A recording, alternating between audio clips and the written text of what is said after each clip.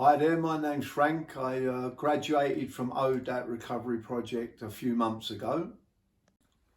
Frank, can you tell me, when you look back on your time in addiction, what was one of probably the most significant moments which really helped you to think, I need to really get help?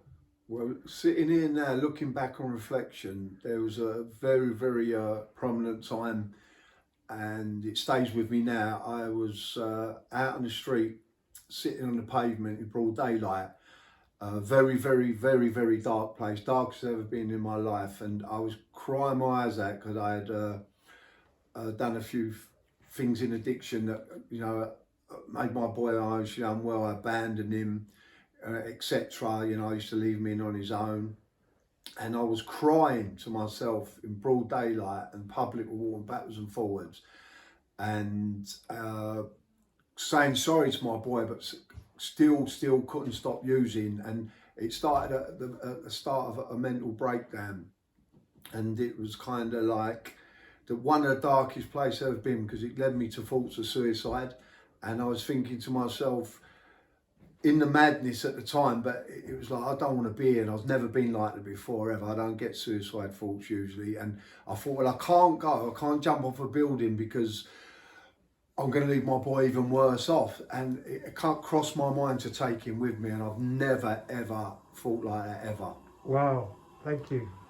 Obviously, there's a lot of things you could talk about during your time at ODAAT, but looking back, was there kind of one standout moment that really helped you to think, gosh, I'm never going to go back here? As you said, yeah, there's loads of different stuff, but a really defining moment is having something inside me, consequences of my using, and not really understanding and realise how powerful it was.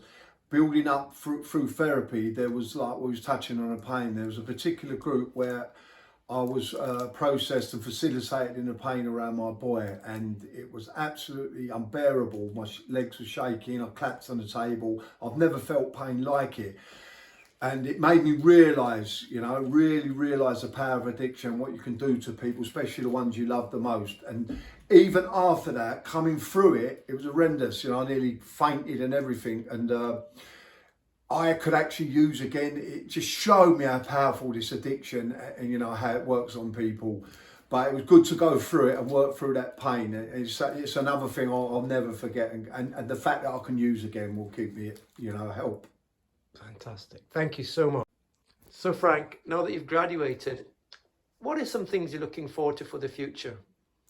Well, basically, it's not about getting stuff or that material outside stuff that we all know about. It's more about working on my soul and the inner workings that creates, the energy and the love that, connects to that.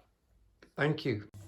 So Frank, you talked about internal things. So what do those internal things look like for you? Right sitting here now, asking that question, it's basically being whole as a person, actually, working on that love and seeing the love in other people and giving, receiving love, and be able to share my pain with people on an empathetic level, having that compassion. It's hard to explain, but that thing that comes from being whole round and as spiritual as you can be on a work in progress. That's interesting, Frank. So you're talking about really the future for you is all about you changing and growing inside rather than stuff that's happening outside. Yeah, because this is the basis of a human being, the basis of soul, basis of love for me. And everyone you see, and we see, with addictions, you can go off track and it takes you to that dark place. But it's innate in every human being, and it is the whole in the soul. Okay.